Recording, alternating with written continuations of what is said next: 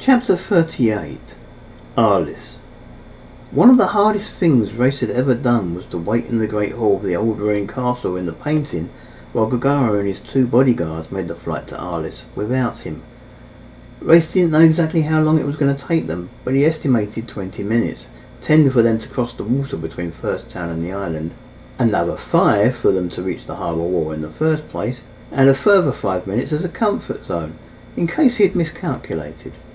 Stuck in the painting though, without access to any kind of clock, Reyes had little choice but to estimate how long 20 minutes was going to be. With the echo of the sun in the painting being stuck constantly at 10 o'clock in the morning, even that was no guide as to how long he had been waiting. One thing that did seem strange to Reyes though was that both his bodyguards, Gwynagov and Tanegi, volunteered to stay with Gagara and escort her to the island instead of entering the painting with him. He wondered if maybe his 2 bodyguards were beginning to realise that he had nothing to fear from the members of his own family. Gwynagov had summed it up just before Reyes had left them. Gagara will be flying into unknown territory. I think she might need us more than you do, my chief. There's always Tanegi, boss, Tanegi had added. Perhaps you should go and find Tanegi. She'll watch over you. Well, Reyes hadn't bothered to go and find Tanegi. He had only planned to be in the painting for 20 minutes, and by the time he found his 3rd bodyguard, it would be time for him to leave again. The silence in the great hall was shattered a moment later by a loud clunk from the direction of the doorway. It was a very familiar clunk, as of an iron-shod staff striking the stone floor of the keep. Mangloss, Reyes' old friend and mentor, was on his way. Reyes turned to greet the old man, only to find he hadn't reached the great hall itself yet. Mangloss was a very old man, and he had been working almost constantly since the elves had invaded the land. It had clearly taken a lot out of him. "Is it time?" Mangloss asked as he struggled slowly to enter the great hall. As per usual, with every step he took he needed to set himself with his mighty wizard staff. "Not yet, master," Reyes replied respectfully. "Gagara thought it best that I complete the next part of the journey in the painting. I have to admit, I agree with her. She currently wears the ring." "Keeping yourself fresh for the battle," Mangloss said. He nodded his head just a little, although it seemed to pain him to do so. "It's probably very wise. I heard my little alarm bell ring, and so I knew someone was here. I thought maybe you were on your way to fetch me." "Soon," Reyes replied. Mangloss wrapped both his arms around the staff, using it as a prop to hold him up. "I think the men are getting restless. They've been ready for nearly 2 hours now, and want to get on with the coming battle. They're scared, but the waiting seems to be even worse for them." "I understand," Reyes commented. "Then there's your cousin Manipul. He doesn't trust you at all, and thinks we've made a huge mistake in trusting that you'll deliver us safely. Some of the people, especially a few of the knights, are whispering that Manipul might be right." "He reminds me a little of Greyforth like that," Reyes commented. "Greyforth gets on with his peasant class," Mangloss replied, "but I don't think it's a good idea to tell him that the security of our nation now rests on the finger of a harpy who isn't his brother. Even though Gagara is your wife, even though Greyforth was at the wedding, I'm not sure he trusts her in the way you do." "She won't let us down," Reyes assured the old mage. "Good," Mangloss said. "Good. Well, I'll leave you to it. I should be getting back anyway. I have something I want to attend to before we get there. I was afraid I might not have time." "It was good to see you again, master." Reyes bowed his head just slightly. "Try not to be too long before you come and fetch me," Mangloss requested. He turned around and walked slowly out of the hall. Reyes watched the old man leave the great hall, and then he returned to his waiting. He found a few things to do to pass the time. He examined the way the dust had settled in the air, and even began to seek out various pareidolia. He found images of a few faces in the dust, mainly human, though one of a couple of animals and even a harpy. There was even one instance where if he stood at the right place and looked up at just the right angle, he could see a ship, though it also required a little bit of imagination. The time seemed to pass slowly. Even when he felt sure he must have been there for the full 20 minutes, he was still hesitant, even afraid to raise his hand and utter the key phrase that would eject him from the painting. What if Gagara still hadn't reached Arliss yet? What if he had only been in the painting for 10 minutes, and Gagara was still flying over the water? What was worse, she could be halfway, giving Reyes nowhere to go. He decided it would be best to wait another 5 minutes before he left the ring. Even then, when he judged that 5 minutes to be up, he still felt loath to leave the safety of the painting. He breathed in deeply and forced himself to raise his hand, stretching his palm out as if it was touching the painting. Then he closed his eyes, fearing the worst, and began to recite the phrase in slow, measured tones, forcing himself to speak the words. Reyes left the painting and entered a large chamber, his hand flat against the surface of the painting. The chamber seemed to be infinite in size, and yet Reyes could see the distant walls that marked the very edges of the chamber. They were like huge facets. Each of them went on forever, and yet they came to an end when they met another such facet. He floated there next to the painting for what felt like an eternity, and yet he wasn't there long enough to even test his wings or see if he could move. The hammerstone could not be used to store anything living, and despite what he experienced, the ring had ejected him into the real world immediately after he left the painting. Suddenly, Reyes found himself plummeting through open space. He was falling on his back, his wings refusing to work properly. He couldn't even unfurl them. The wind rushing up past him was hitting his wings on the wrong side.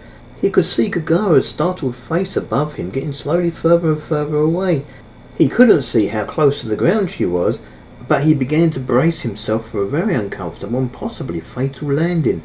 Gagara took a moment to realise what was happening. Then she dived after her husband. She was catching up with him when one of his flailing hands was suddenly grabbed by another. Quennegoff had also seen Reyes fall out of the sky, and she had reacted that much sooner. She didn't stop Reyes from falling at first, but instead arrested the speed of his descent. "Deploy your wings, my chief," Quennegoff said to him. She sounded as if it was a bit of a struggle for her to hold on to him by the one hand. "You should be able to fly now." Reyes began to flap his wings, and now that he was finally under his own power, he let go of Quennegoff's arm.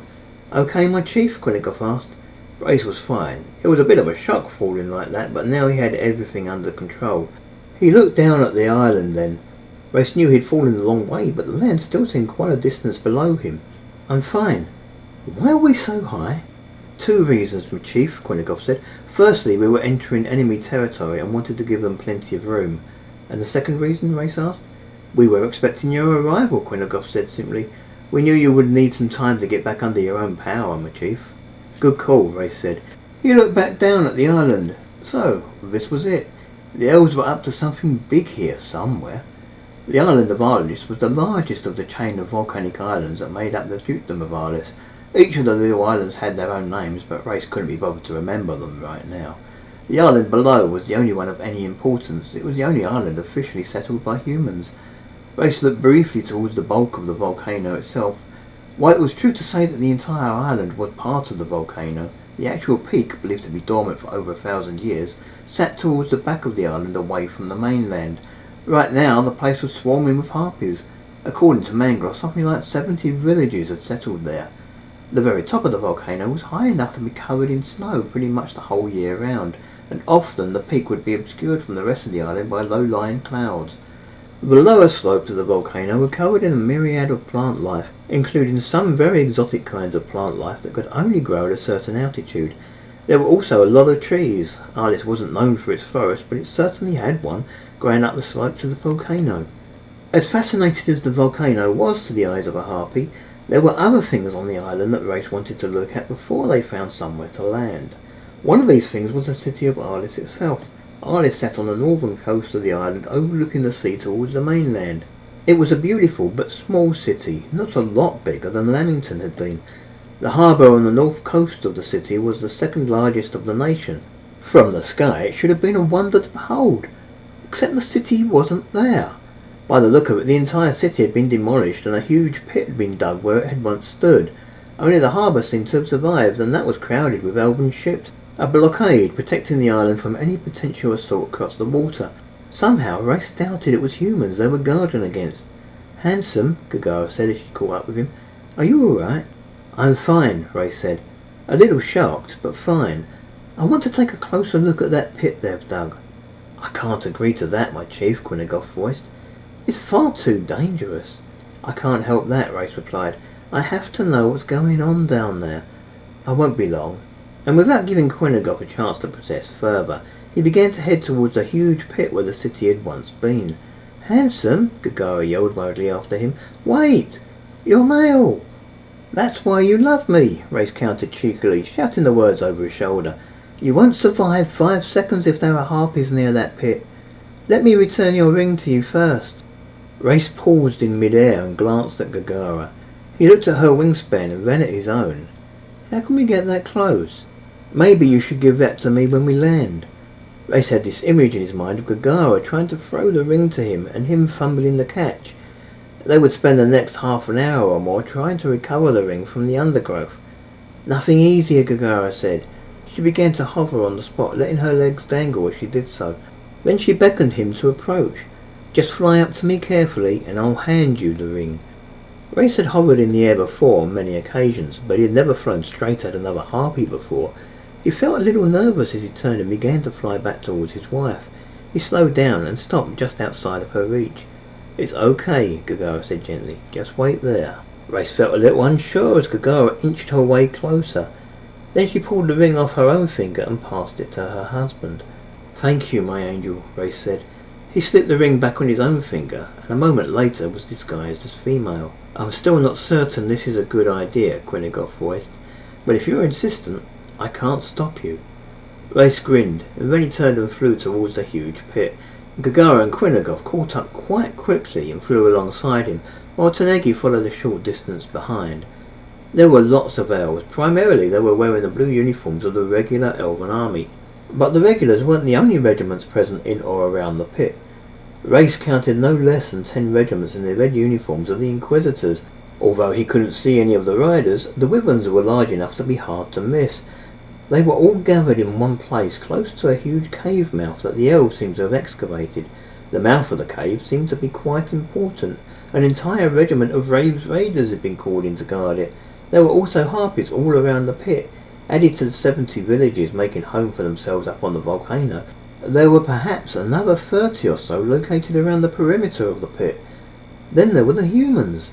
Thousands and thousands of humans, the population of Arliss, First Town and Lufton, all gathered together at the bottom of the pit.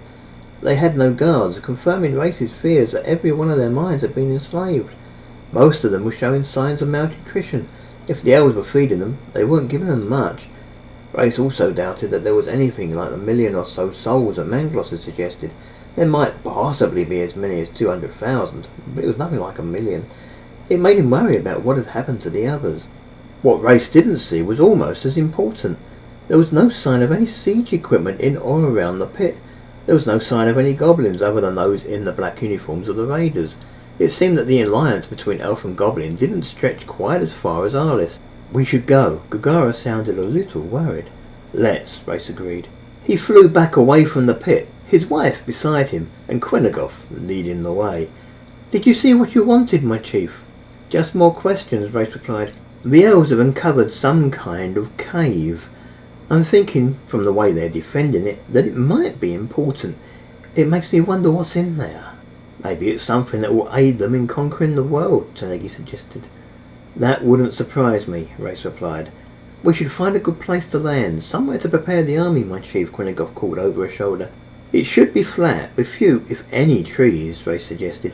Preferably somewhere high up, like at the top of a hill, so the enemy have to attack from below. Very good, my chief, Quinagoff remarked. Then, less than a second later, she called, What about that?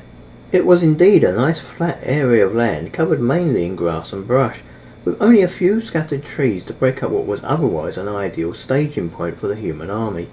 It wasn't so much at the top of the hill as it was on the slope of a hill. There were a lot of trees at the top of the hill, and an old ruined wooden shack which told Reyes that someone had been living here before the elves had invaded.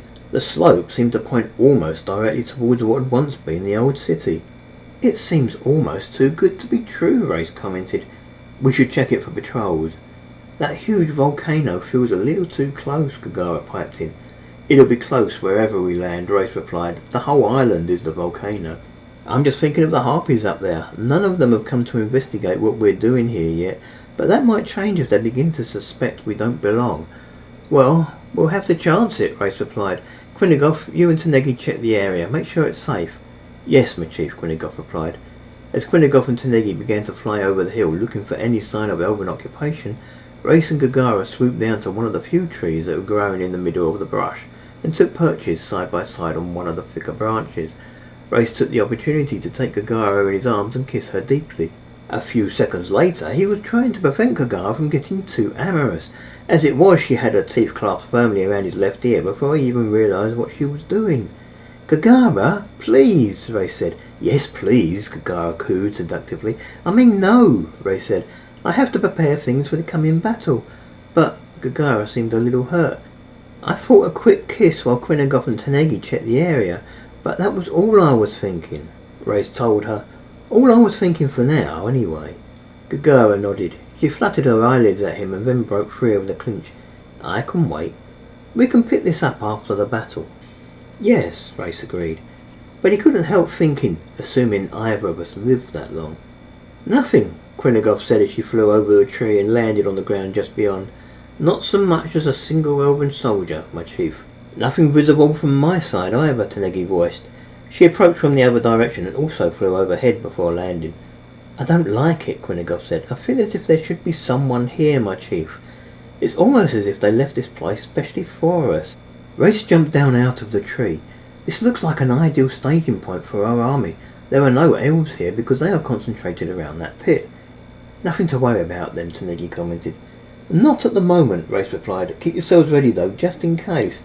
I'd better go and fetch Mangloss.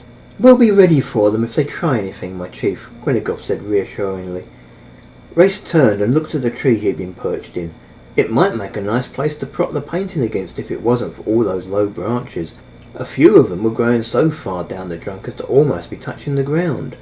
Reyes decided he could do something about that first. He summoned his sword from the hammerstone and set about cutting off some of the lowest branches of the tree. He didn't want to rest the painting against the ground. The grass wouldn't hurt it, but there might be a few other small plants hidden in among the grass that could poke little holes in the painting, and Reyes wasn't certain he wanted to take the chance. Once he felt he had trimmed the tree enough, Reyes summoned the painting from the ring. He caught it and tried to rest it gently against the pruned trunk of the tree. The lowest branches of the tree were still a bit on the low side, but Reyes felt he could get away with resting the painting against the tree at quite a sharp angle. That done, Reyes glanced briefly at his wife and told her, I'll be back very shortly. Love you, Gagara said. Reyes placed the palm of his hand against the painting, and a few seconds later he was back in the great hall of the old ruined castle.